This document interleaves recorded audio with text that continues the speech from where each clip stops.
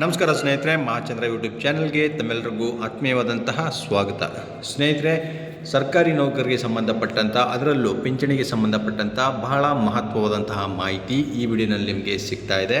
ನೋಡಿ, ರಾಷ್ಟ್ರೀಯ ಪಿಂಚಣಿ ಯೋಜನೆಯಿಂದ ಡಿಫೈನ್ಡ್ ಪಿಂಚಣಿ ಯೋಜನೆ ವ್ಯಾಪ್ತಿಗೆ ಒಳಪಡ್ತಕ್ಕಂಥ ಸರ್ಕಾರಿ ನೌಕರರ NPS ಪ್ರಾನ್ ಖಾತೆಯಲ್ಲಿ ಇರ್ತಕ್ಕಂಥ ಹಣವನ್ನು ಹಿಂಪಡೆಯುವ ಕುರಿತು ಒಂದು ಮಾರ್ಗಸೂಚಿ ಮತ್ತು ಒಂದು ಆದೇಶವನ್ನು ಹೊರಡಿಸಿದ್ದಾರೆ.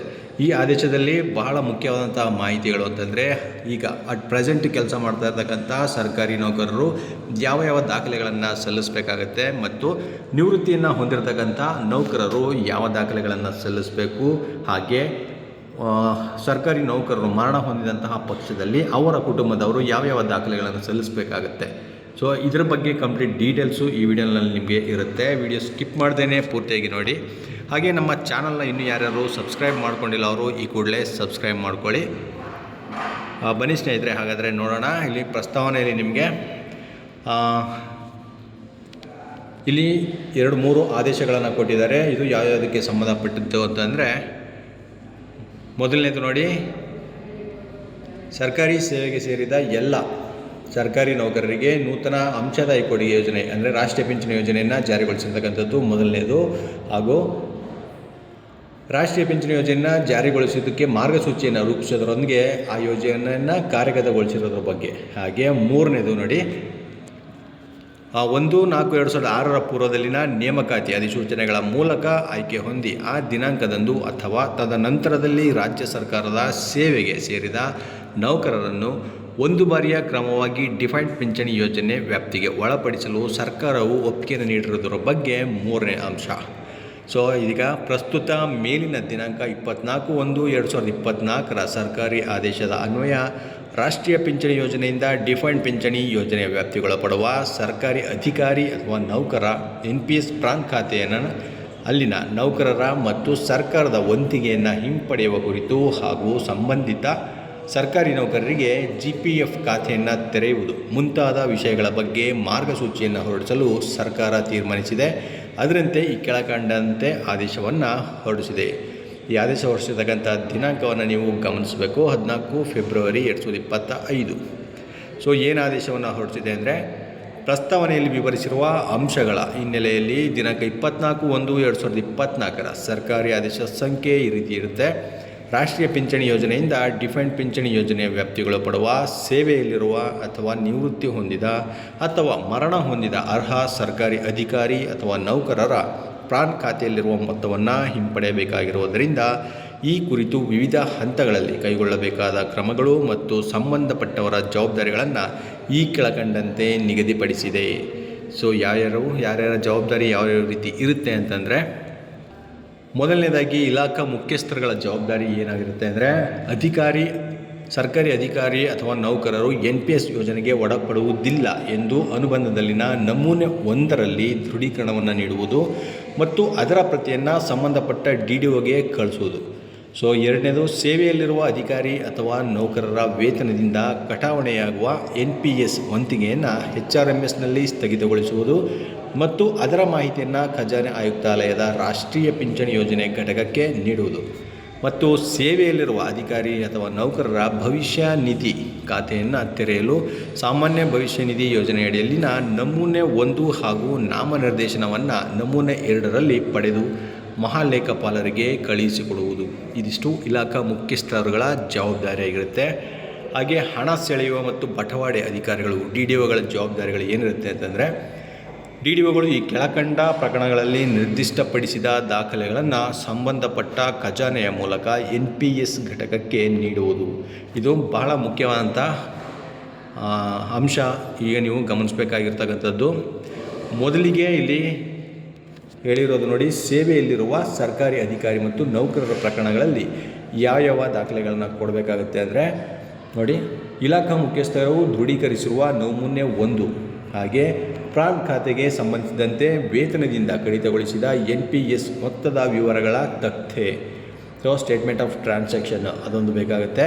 ಹಾಗೂ ತಖ್ತೆಯಲ್ಲಿ ನಮೂದಿಸಿರುವುದಲ್ಲದೆ ಇನ್ಯಾವುದೇ ಮೊತ್ತ NPS ಸಂಬಂಧ ಕಟಾವಣೆಯಾಗಿರುವುದಿಲ್ಲ ಮತ್ತು ಕಟಾವಣೆ ಮಾಡುವುದು ಬಾಕಿ ಇರುವುದಿಲ್ಲ ಎಂದು ಸಂಬಂಧಪಟ್ಟ ಅಧಿಕಾರಿ ಅಥವಾ ನೌಕರರು ಮತ್ತು DDO ರವರಿಂದ ದೃಢೀಕರಣವನ್ನು ಪಡಿಬೇಕಾಗುತ್ತೆ.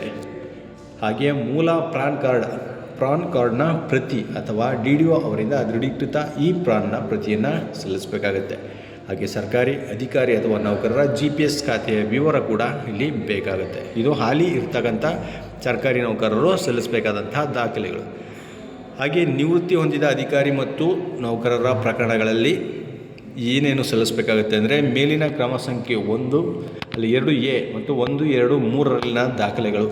ಸೊ ಇದರಲ್ಲಿ 2A ಅಂದರೆ ಇದಿಷ್ಟು, ಇದರಲ್ಲಿ 1, 2, 3 ಇಷ್ಟು ದಾಖಲೆಗಳನ್ನು ಸಲ್ಲಿಸಬೇಕು. ಅದರ ಜೊತೆಗೆ ನೋಡಿ, ನಿವೃತ್ತಿ ಹೊಂದಿದ ನೌಕರರು ಪಿಂಚಣಿಗಾಗಿ ಅಂದರೆ ನಿವೃತ್ತಿ ಉಪಾದಾನ ಒಳಗೊಂಡಂತೆ ಅನುಬಂಧದಲ್ಲಿನ ನಮೂನೆ 2ರಲ್ಲಿ ಮನವಿಯನ್ನು ಸಲ್ಲಿಸಬೇಕಾಗುತ್ತೆ. ಅನುಬಂಧದಲ್ಲಿನ ನಮೂನೆ 3ರಲ್ಲಿ ಈಗಾಗಲೇ CRA ಇಂದ ಇತ್ಯರ್ಥಪಡಿಸಿರುವ ಪ್ರಾನ್ ಖಾತೆಯಲ್ಲಿನ ಮೊತ್ತದ ವಿವರವನ್ನು ಸಲ್ಲಿಸಬೇಕು. ಹಾಗೆ ಈಗಾಗಲೇ ASP ಅಲ್ಲಿ ಹೂಡಿಕೆ ಮಾಡಿರುವ ಮೊತ್ತವನ್ನು ASP ಇಂದ ಹಿಂಪಡೆದು ಸರ್ಕಾರಕ್ಕೆ ಹಿಂತಿರುಗಿಸಲು ನಮೂನೆ 4ರಲ್ಲಿ ಒಪ್ಪಿಗೆ ಪತ್ರವನ್ನು ಸಲ್ಲಿಸಬೇಕು. ಹಾಗೆ DDO ರವರಿಂದ ಆ್ಯನ್ಯುಯಿಟಿ ಪಾಲಿಸಿ ಕ್ಯಾನ್ಸಲೇಷನ್ ಮಾಡಲು ಸಂಬಂಧಪಟ್ಟ ASP ರವರಿಂದ ಬರೆದಿರುವ ಪತ್ರವನ್ನು ನಮೂನೆ 5ರಲ್ಲಿ ಸಲ್ಲಿಸಬೇಕಾಗುತ್ತೆ. ಹಾಗೆ ASP ರವರಿಂದ ನೀಡಿರುವ ಬಾಂಡ್ ಅದರ ಜೆರಾಕ್ಸ್ ಪ್ರತಿ ಮತ್ತು ಮಾಸಿಕ ಪಿಂಚಣಿ ವಿವರವನ್ನು ನಿವೃತ್ತ ನೌಕರರು ಹಾಗೂ DDO ರವರು ದೃಢೀಕರಿಸಿದ ಪ್ರತಿಯನ್ನು ಸಲ್ಲಿಸಬೇಕು. ಹಾಗೆ DDO ಅವರಿಂದ ದೃಢೀಕರಿಸಿರುವ ನಿವೃತ್ತ ಅಧಿಕಾರಿ ಅಥವಾ ನೌಕರರ ಖಜಾನೆ 2ರ ರಿಸಿಪ್ಟ್ ಐಡಿಯ ವಿವರವನ್ನು ಸಲ್ಲಿಸಬೇಕಾಗತ್ತೆ. ಇದಿಷ್ಟು ನಿವೃತ್ತಿ ಹೊಂದಿರುವ ಅಧಿಕಾರಿ ಮತ್ತು ನೌಕರರು ಸಲ್ಲಿಸಬೇಕಾದಂತಹ ಪ್ರತಿಗಳು. ಸೊ ಹಾಗೆ ನೌಕರರು ಮರಣ ಹೊಂದಿದಂತಹ ಪಕ್ಷದಲ್ಲಿ ಯಾವ ದಾಖಲೆಗಳನ್ನು ಸಲ್ಲಿಸಬೇಕಾಗುತ್ತೆ ಅಂತಂದರೆ ನೋಡಿ, ಮರಣ ಹೊಂದಿರುವ ಸರ್ಕಾರಿ ಅಧಿಕಾರಿ ನೌಕರರ ಪ್ರಕರಣಗಳಲ್ಲಿ ಯಾವ ರೀತಿ ಇರುತ್ತೆ ಅಂದರೆ ಕ್ರಮ ಸಂಖ್ಯೆ ನಾನು ಆವಾಗಲೇ ಹೇಳ್ದಂಗೆ 2A ಅದರಲ್ಲಿ 1, 2, 3 ಅಲ್ಲಿನ ದಾಖಲೆಗಳು ಬೇಕಾಗುತ್ತೆ.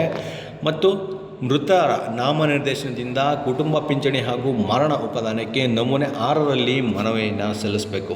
ನಮೂನೆ 7 ಮತ್ತು 7A ಅದರಲ್ಲಿ ನೋಡಲ್ ಕಚೇರಿಯಿಂದ ದೃಢೀಕರಣವನ್ನು ಮಾಡಬೇಕಾಗತ್ತೆ. DDO ಮತ್ತು ಖಜಾನೆ ಅಧಿಕಾರಿಗಳಿಂದ ದೃಢೀಕರಣವನ್ನು ಮಾಡಬೇಕಾಗುತ್ತೆ. ಮರಣ ಪ್ರಮಾಣ ಪತ್ರ ಅದರ ಮೂಲ ಪ್ರತಿ ಮತ್ತು ಸಂಬಂಧಪಟ್ಟ DDO ರವರಿಂದ ಹಾಗೂ ಮೃತ ನಾಮನಿರ್ದೇಶಿತರಿಂದ ದೃಢೀಕರಣ ಪತ್ರವನ್ನು ದೃಢೀಕರಣ ಮಾಡಿ ಅದನ್ನು ಸಲ್ಲಿಸಬೇಕಾಗತ್ತೆ. ಮತ್ತು ಜೀವಂತ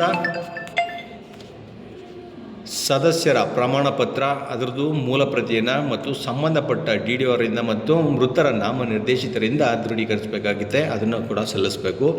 ಈಗಾಗಲೇ ಪಾವತಿಯಾಗಿರುವ ಇಡಿಗಂಟಿನ ಪರಿಹಾರದ ಮೊತ್ತವನ್ನು ಲೆಕ್ಕ ಶೀರ್ಷಿಕೆ ನೋಡಿ, ಇಲ್ಲಿ ಸಂಖ್ಯೆಯನ್ನು ಕೊಟ್ಟಿದ್ದಾರೆ. ಇಲ್ಲಿಗೆ ಜಮೆ ಮಾಡಿರುವ ಚಲನನ ಪ್ರತಿ ಮತ್ತು KTC 25 ಅನ್ನು DDO ರವರಿಂದ ದೃಢೀಕರಿಸಬೇಕಾಗುತ್ತೆ. ಹಾಗೆ ನಮೂನೆ 8ರಲ್ಲಿ ಈಗಾಗಲೇ CRA ಇಂದ ಇತ್ಯರ್ಥಪಡಿಸಿರುವ ಪ್ರಾನ್ ಖಾತೆಯಲ್ಲಿನ ಮೊತ್ತದ ವಿವರವನ್ನು ಸಲ್ಲಿಸಬೇಕು. ಈಗಾಗಲೇ ASPಯಲ್ಲಿ ಹೂಡಿಕೆ ಮಾಡಿರುವ ಮೊತ್ತವನ್ನು ASP ಇಂದ ಹಿಂಪಡೆದು ಸರ್ಕಾರಕ್ಕೆ ಹಿಂತಿರುಗಿಸಲು ನೋಡಿ ನಮೂನೆ 4ರಲ್ಲಿ ಒಪ್ಪಿಗೆ ಪತ್ರವನ್ನು ಸಲ್ಲಿಸಬೇಕಾಗುತ್ತೆ.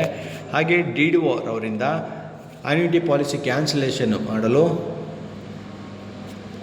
ನಿವೃತ್ತ ಅಧಿಕಾರಿಗಳಿಗೆ ಇದ್ದಂಥ ಸೇಮ್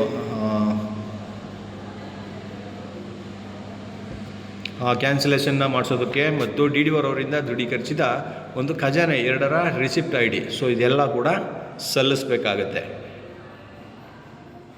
ಕೊನೆಯದಾಗಿ ನೋಡಿ, DDO ರವರು ನೌಕರರು ಮತ್ತು ಅಧಿಕಾರಿಗಳು ಕೇಂದ್ರ ಅಥವಾ ರಾಜ್ಯ ಇತರೆ ಸ್ವಾಯತ್ತ ಸಂಸ್ಥೆಗಳಲ್ಲಿ ಕಾರ್ಯನಿರ್ವಹಿಸಿರುವ ಬಗ್ಗೆ ಅಧಿಕಾರಿ ಮತ್ತು ನೌಕರರಿಂದ ನಮೂನೆ 9ರಲ್ಲಿ ದೃಢೀಕರಣ ಸ್ವಾಯತ್ತ ಸಂಸ್ಥೆಯಿಂದ ನಮೂನೆ 9A ಅದರಲ್ಲಿ ದೃಢೀಕರಣ ಹಾಗೂ ಸಂಬಂಧಪಟ್ಟ ಮೊತ್ತವನ್ನು ಸ್ವಾಯತ್ತ ಸಂಸ್ಥೆಗೆ ಜಮೆ ಮಾಡಲು ಖಜಾನೆ 2 ರಿಸಿಪ್ಟ್ ID ವಿವರಗಳನ್ನು ಪಡೆದು ಕಡ್ಡಾಯವಾಗಿ ದೃಢೀಕರಣದೊಂದಿಗೆ ಸಲ್ಲಿಸಬೇಕು.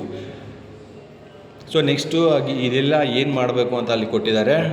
ಇಷ್ಟು ದಾಖಲೆಗಳನ್ನು ಸಲ್ಲಿಸಬೇಕಾಗತ್ತೆ. ಇದು ಮುಖ್ಯವಾದಂಥ ನಿಮಗೆ ತಿಳ್ಕೋಬೇಕಾದಂಥ ಅಂಶಗಳು ಸ್ನೇಹಿತರೆ. ಈಗ ನ್ಯಾಷನಲ್ ಪೆನ್ಷನ್ ಸ್ಕೀಮಿಂದ ಈಗ ಡಿಫೈನ್ಡ್ ಪೆನ್ಷನ್ ಸ್ಕೀಮ್ಗೆ ಯಾವೆಲ್ಲ ಅಧಿಕಾರಿಗಳು ಮತ್ತು ನೌಕರರು ಒಳಪಡ್ತಾ ಇದ್ದೀರಿ, ಅಂಥವ್ರಿಗೆ ಇದೊಂದು ಬಹಳ ಮುಖ್ಯವಾದಂಥ ಮಾಹಿತಿ ಅಂತಲೇ ಹೇಳ್ಬೋದು ಸ್ನೇಹಿತರೆ. ಇದಿಷ್ಟು ಇವತ್ತಿನ ಮಾಹಿತಿ. ಮತ್ತಷ್ಟು ಈ ರೀತಿಯ ಅಧಿಕೃತ ಮಾಹಿತಿ ಜೊತೆಗೆ ನಾನು ನಿಮ್ಮನ್ನು ಭೇಟಿ ಮಾಡ್ತೇನೆ. ನಮಸ್ಕಾರ.